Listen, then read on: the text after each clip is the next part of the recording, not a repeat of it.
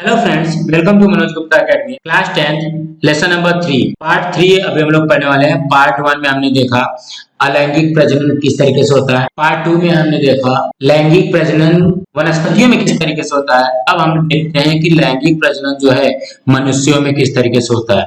सो दोस्तों, अभी तक आप लोगों ने इस चैनल को सब्सक्राइब नहीं किया तो please subscribe our channel, like कीजिए और अपने फ्रेंड्स के साथ शेयर कीजिए। दोस्तों यहाँ पे देखिए मनुष्य में लैंगिक प्रजनन। अब किस तरीके से मनुष्य में लैंगिक प्रजनन होता है, sexual reproduction in human beings. आप लोगों ने 9th में भी ये सारी चीजें पढ़ी थी। रासायनिक नियंत्रण द्वारा कौन कौन से संप्रेरक मानव प्रजनन संस्था के कार्य को नियंत्रित करते हैं, पुरुषों और स्त्रियों में कौन से संप्रेरक हैं और उम्र के अनुसार शरीर में होने वाले परिवर्तन के लिए उत्तरदायित्व होते हैं, ये भी आपने पढ़ा था। विवाह के समय लड़कियों की आयु कम से कम 18 वर्ष होनी चाहिए और लड़कों में कम से कम 21 वर्ष होनी चाहिए, ऐसा कानून क्यों बनाया गया। ये सारी चीजें आपने 9th में पढ़ा था।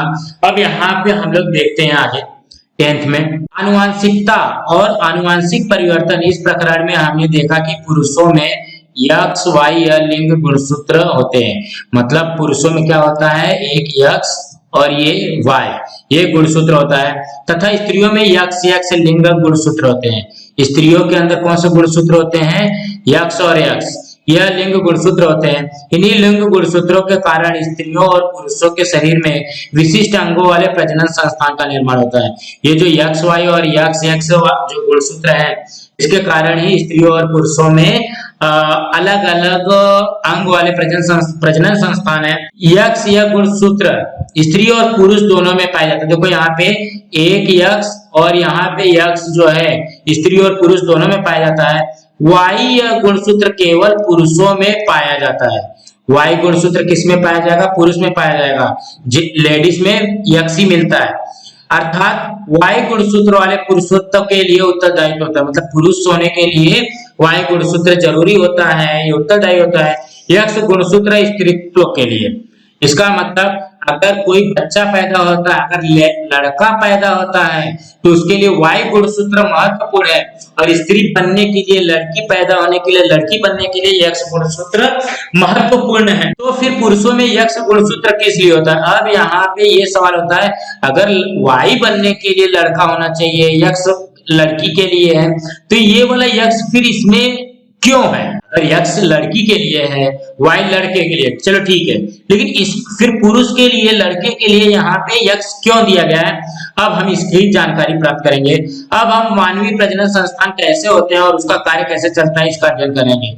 अब हम लोग क्या करते हैं कि मानवीय प्रजनन संस्थान किस तरीके से वर्क करता है, यह हम लोग इस पार्ट में पढ़ेंगे। अब यहाँ पे देखो ये क्या है, मानवीय पुरुष प्रजनन संस्थान है, मेल रिप्रोडक्टिव सिस्टम्स। तो ये है मानवीय पुरुष प्रजनन संस्थान। तो ये क्या है, पुरुष का प्रजनन संस्थान है। तो इसको हम लोग पहले से देख लेते हैं। तो इसके जो नाम है, आपको नाम याद रखना पड़ेगा। ये क्या है, मूत्राशय, जहाँ पे यूरिन इकट्ठी होती है। ये क्या है, स्खलन वाहिनी है। ये क्या है, शुक्राणु है, मतलब शुक्राशय है यहाँ पे, ठीक है। फिर ये क्या है, प्रोटेस्ट ग्रंथि है, ये जो दिल के आकार का बना हुआ है, ये इस तरीके से, ये क्या है, प्रोटेस्ट ग्रंथि है। ये क्या है, शुक्र नलिका है। और ये क्या है, कापुर ग्रंथि है। ये दो चीज है, ये क्या है, कापुर ग्रंथि है। मूत्र जनन वाहिनी है, मतलब यहाँ से जो पेशाब होता है, जो यूरिन होता है, वो यहाँ से निकल करके आता है। फिर ये क्या है, अधिविष्ण है। ये दोनों जो है क्या है, विषण है, अधिविषण है। और ये क्या है, वृषण कोश है। ये जो इसको ये पकड़ करके रखता है, ये इस साइड में देखोगे, इस साइड में देखोगे, जो पकड़ करके रखा है, ये क्या है, वृषण कोश है। और ये इसको क्या कहा जाता है, शिश्न कहा जाता है। तो अब यही चीज को किस तरीके से ये प्रजनन करने में सहायता होती है, वो अब हम लोग पढ़ने वाले हैं। यहाँ पे देख लेते हैं, मानवीय पुरुष प्रजनन संस्थान विषण, टेस्टिस, ये वृषण है। ये आकार का दिया गया है, जो गोल आकार का दिया गया है, ये क्या है, वृषण है। विभिन्न वाहिनियों नलिकाओं द्वारा ग्रंथियों से मिलकर के बना है। इसमें क्या है, हर एक नलिका इसमें कहीं ना कहीं से जुड़ी हुई है। जैसे यहाँ देखो, ये वृषण है, ये यहाँ से ऐसे जा करके ये इस तरीके से इसमें भी मिली है, और ये जो है यहाँ पे भी मिला हुआ है, और इस तरीके से बाहर आता है। विभिन्न वाहिनियां नलिकाओं और ग्रंथियों से मिलकर के बनता है। वृषण उदर गुहा के बाहर वृषण कोश, स्क्रोटम स्थित होता है। वृषण उधर गुहा के बाहर क्या है, स्क्रोटम है। ये क्या है, अधिवृषण है, वृषण कोश है। वृषणों में अनगिनत शुक्र जनन नलिकाएं होती है। ये वृषण में ही, ये जो हमारा टेस्टिस है, टेस्टिस में ही छोटे छोटे छोटे छोटे शुक्राणु यहाँ पे निर्माण होते हैं। वृषणों की अनगिनत शुक्र जनन नलिकाएं होती है। उनमें पाई जाने वाली जनन उपकला की कोशिकाएं अर्धसूत्री पद्धति द्वारा विभाजित होकर के शुक्राणु का निर्माण करती है। ये किसका निर्माण करती है, शुक्राणु का निर्माण करती है। शुक्राणु मतलब स्पर्म्स, स्पर्म्स का ये निर्माण करता है। विभिन्न नलिकाओं द्वारा ये शुक्राणु आगे भेजे जाते हैं। ये जो नलिका है, ये शुक्राणु यहाँ से निर्माण होकर के ये नलिका द्वारा आगे भेजा जाएगा। ये कहाँ तक आएगा, ये सबसे पहले कहीं नहीं रुकते हुए ये यहाँ तक आता है, और यहाँ से कहाँ पे आएगा, ये यहाँ पे ऐसे जाते जाते जाते जाते आएगा आपके यहाँ तक।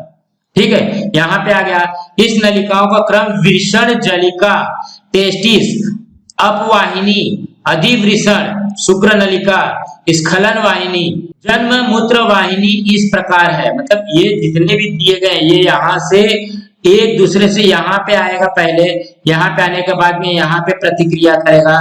उसके ये जो हार्ट वाला है, हार्ट वाले से प्रतिक्रिया करके तब यहाँ पे आते आते यहाँ पे भी एक बार वो प्रतिक्रिया करता है, रिएक्शन करता है, उसके बाद में ही वो बाहर निकलता है। शुक्र कोशिकाओं जैसे एक नलिका से दूसरी नलिका में भेजी जाती है, वैसे वैसे वो परिपक्व होकर के फलन करने योग्य हो जाती है।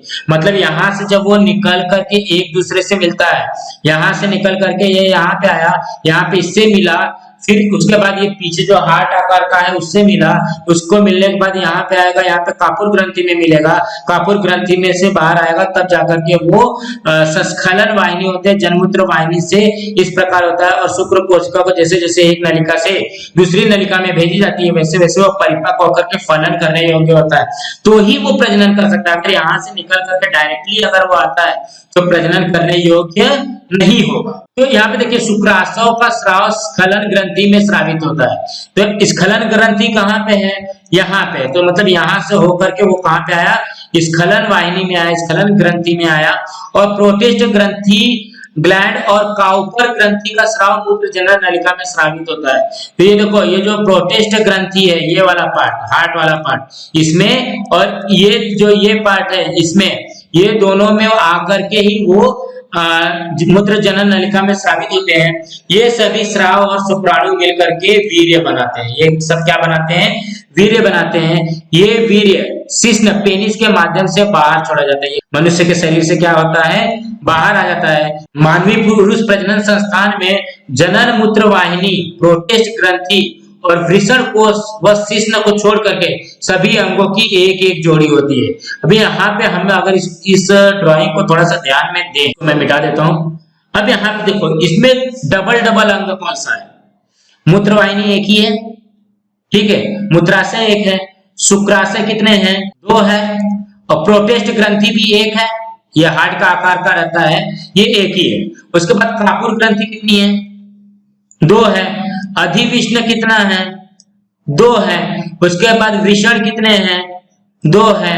सब चीज 2-2 है, सिर्फ क्या क्या एक है, जनन मूत्र वाहिनी, प्रोटेस्ट ग्रंथि, वृषण कोश और शिश्न को छोड़कर के सभी अंगों की एक एक जोड़ी है। एक एक जोड़ी का मतलब क्या हो गया, ये 2-2 है। रोचक जानकारियां अभी यहाँ पे इंटरेस्टिंग है। अधिवृषण नलिका की लंबाई कितनी होती है, 6 मीटर, 6 मीटर होती है। एक शुक्राणु की लंबाई 60 माइक्रोमीटर होती है।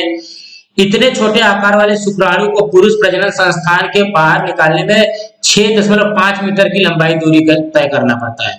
इसका मतलब ये हो गया कि ये जो यहाँ से यहाँ तक ये ऐसा जो जाता है, इसकी लंबाई टोटल 6.5 मीटर के इसको दूरी तय करना पड़ता है। शुक्राणु को बहुत अधिक मात्रा में ऊर्जा की आवश्यकता होती है। जो शुक्राणु होते हैं, स्पर्म्स होते हैं, इनको बहुत अधिक मात्रा में एनर्जी चाहिए। इसके लिए वीर्य में फ्रुक्टोज नामक शर्करा होती है। जो स्पर्म्स रहता है, वीर्य रहता है, उसमें क्या है, अधिक फ्रुक्टोज की जरूरत हो। अब पढ़ते हैं मानवीय स्त्री प्रजनन संस्था, फीमेल रिप्रोडक्टिव सिस्टम। तो फीमेल रिप्रोडक्टिव सिस्टम में क्या है, देखो यहाँ पे ये जो ड्राइंग दी गई है, ठीक है। ये यहाँ पे इनकी गर्भाशय है, यहाँ पे गर्भाशय है, यहाँ से मतलब बच्चे जन्म लेते हैं। और गर्भाशय के पहले जो ये क्या है, ये इनका अंडाशय है, यहाँ पे अंडे वगैरह होती हैं। और ये क्या है, गर्भाशय, ये अंडवाहक नलिका है, और ये क्या है, योनि है। स्त्री प्रजनन संस्था में पाए जाने वाले सभी अंग उदर गुहा में स्थित होते हैं। जो स्त्री प्रजनन संस्थान है, इनकी जो सभी अंग है वो कहाँ पे होती है, उदर गुहा में होती है, मतलब पेट में होती है। इसमें अंडाशय की एक जोड़ी होती है, अंडाशय एक यहाँ पे है और दूसरा अंडाशय उनका कहाँ पे है, यहाँ पे है। अंडवाहक नालिका की एक जोड़ी होती है। अंडवाहक नालिका मतलब यहाँ पे भी अंडे हैं, यहाँ पे भी अंडे हैं। ये अंडे इस तरीके से यहाँ पे होकर के ये हमारे गर्भाशय में आता है, और यहाँ से भी जो अंडे हैं वो यहाँ से ऐसे होकर के गर्भाशय में यहाँ पे आकर के मिलते हैं। अंडवाहक नालिका की एक जोड़ी, एक गर्भाशय, इनके अंदर कितने गर्भाशय हैं, एक गर्भाशय। ये याद रखना, अंडवाहक नालिका कितनी है, 2, अंडाशय कितने हैं, 2, गर्भाशय कितना है, 1, और एक योनि का समावेश होता है। इनमें क्या है, एक योनि का समावेश होता है। इसके अतिरिक्त बर्थोलिन्स मार्ग ग्रंथि की भी एक जोड़ी होती है। बर्थोलिन्स जो जोड़ी है वो यहाँ पे इनके पास होती है। सामान्यतः हर महीने में एक अंड कोशिका एक एक अंडाशय में बारी बारी उदर गुहा में छोड़ी जाती है। जो इसमें से अंड नलिका, ये अंडाशय है, अंडाशय में से हर महीने एक एक अंडे यहाँ पे छोड़े जाते हैं। अंड नलिका के सिरे का भाग एक वायु कोशिका जैसे होता है। इसमें क्या होता है, हवा द्वारा भरा हुआ रहता है और इसमें छोड़ा जाता है। इसके माध्यम से एक छिद्र होता है, उस छिद्र का अंड कोशिका अंडवाहक नलिका में प्रवेश करते हैं। इसमें क्या होता है, एक छेद होता है जिससे अंड कोशिका जो होती है वो अंडवाहक नलिका में प्रवेश होती है। जैसे यहाँ से अंडाशय से यहाँ से ये प्रवेश करेगी। अंडवाहक नलिका के आंतरिक पृष्ठभाग पर रोमक होते हैं। इसमें क्या होता है, रोमक होता है। ये रोमक अंड कोशिका को गर्भाशय में ढकेलती है। जो रोमक होती है ये क्या करता है, अंड कोशिका में गर्भाशय मतलब यहाँ से इस तरीके से जा करके यहाँ पे ढकेलने का काम करती है, तो ही ये गर्भाशय में आ पाता है। युग्माणु निर्माण, गैमेट फॉर्मेशन, ये किस तरीके से युग्माणु का निर्माण करते हैं। यहाँ पे देखो, शुक्र कोशिका जो शुक्राणु होते, जैसा कि हमने पढ़ा XX और XY, और अंड कोशिका, ये दोनों युग्माणु अर्धसूत्री विभाजन से निर्मित होते हैं। पुरुष के वृषण में यौवन अवस्था से आगे मृत्यु तक शुक्र कोशिका का निर्माण होता है। पुरुष में कब तक होता है, जब वो बड़े होते हैं, यौवन होते हैं, तब से लेकर के जब तक मरते नहीं है तब तक शुक्र कोशिकाओं का निर्माण होता है।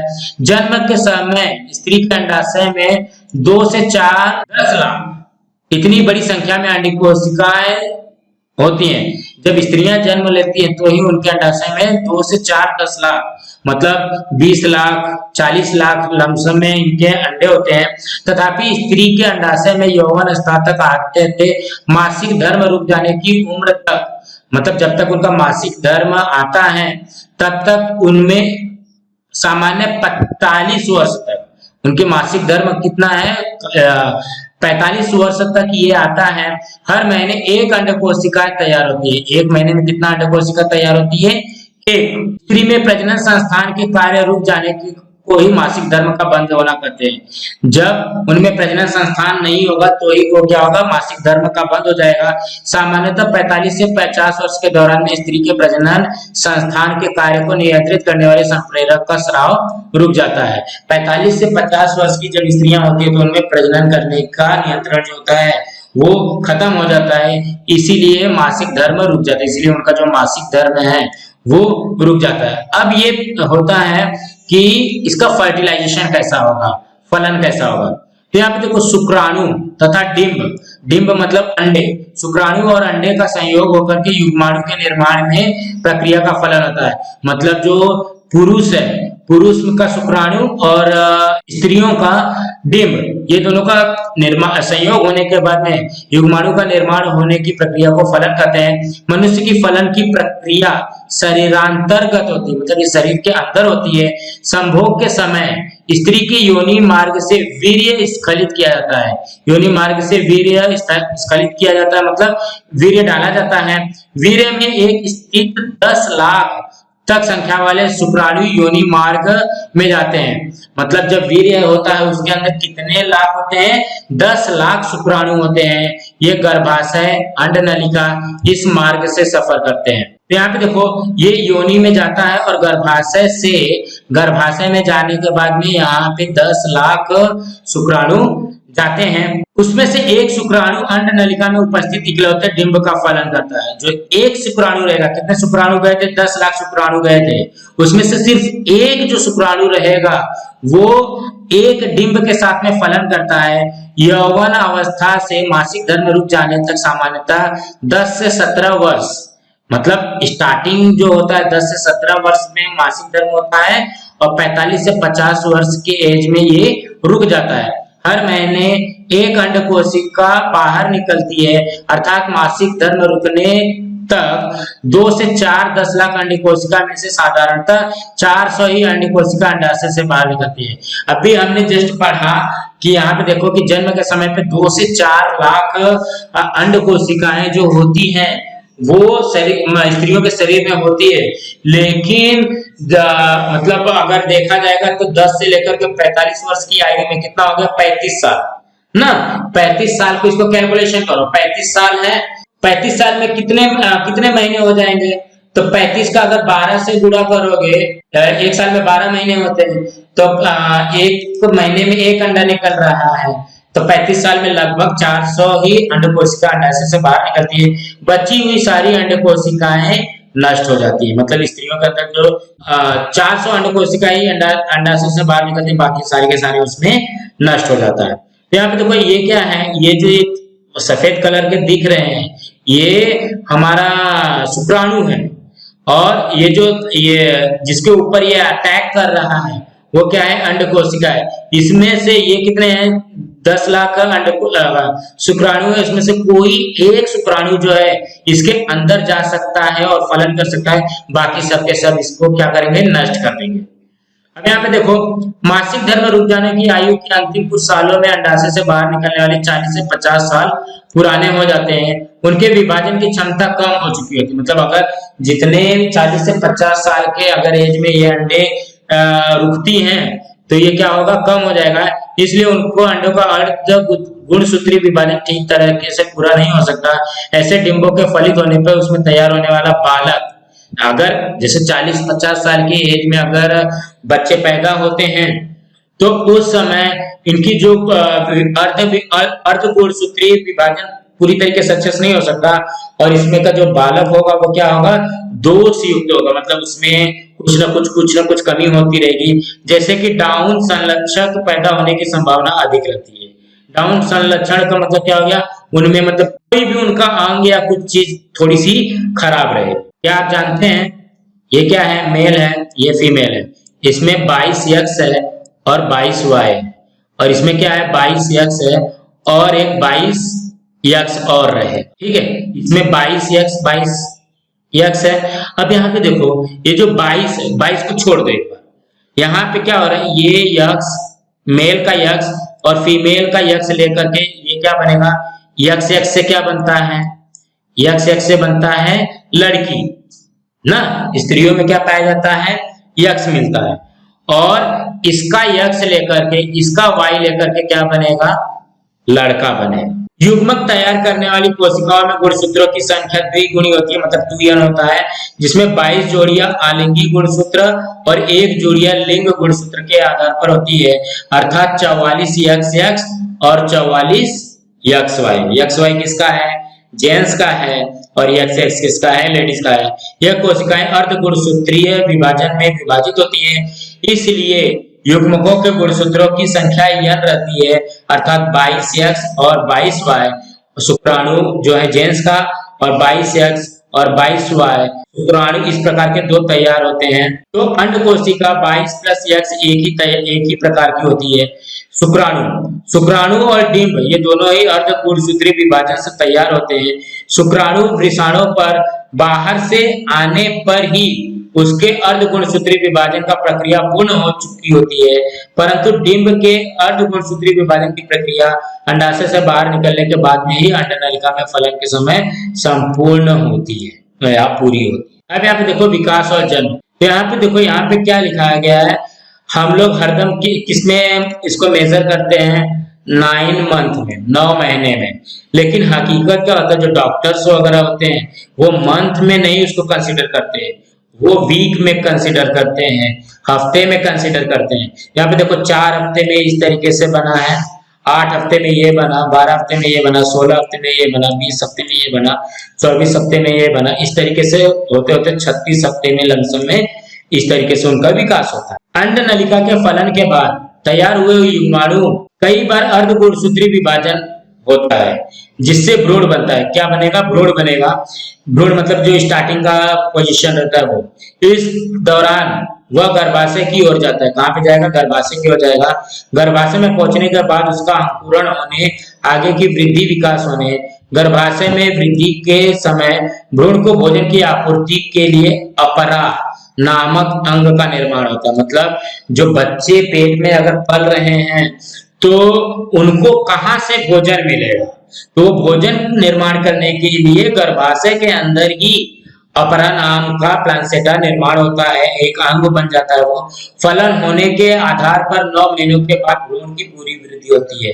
9 महीने के बाद में ये भ्रूण जो है, ये जो 4 हफ्ते में बना है वो पूरा ये 9 महीने में इस तरीके से बन करके बाहर आते हैं। इसे सदैव ध्यान में रखें। अभी यहाँ पे देखो, जिस तरीके से अभी हमने ये वाली इसमें पढ़ा था कि इसमें यक्स है और इसमें वाई है, इसमें यक्स है।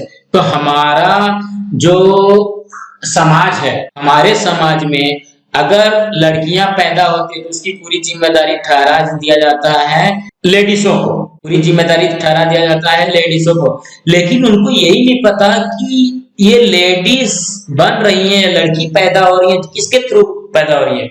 जेंट्स के थ्रू में। इनके लेडीज के पास में क्या है? लेडीज के पास में यक्स यक्स है। लेडीज के पास क्या है? X x.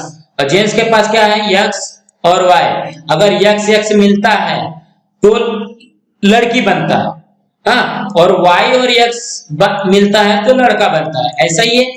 तो मुझे यह बताओ कि इसमें यक्स और वाई अगर जो आ रहा है या यक्स यक्स आ रहा है तो इसमें दोष किसका है? तो यहाँ पे देखो, किसी दंपत्ति को लड़का होना या लड़की होना ये पुरुष पर निर्भर करता है। पुरुष पे निर्भर करता है, मतलब यक्स और वाई पे निर्भर करता है। जब युग्माणु की निर्मित होती है तब पुरुष की ओर से लिंग गुणसूत्र में यक्स या वाई गुणसूत्र अगली पीढ़ी में जाता है। स्त्रियों से केवल यक्स गुणसूत्र आगे की पीढ़ी में आता है।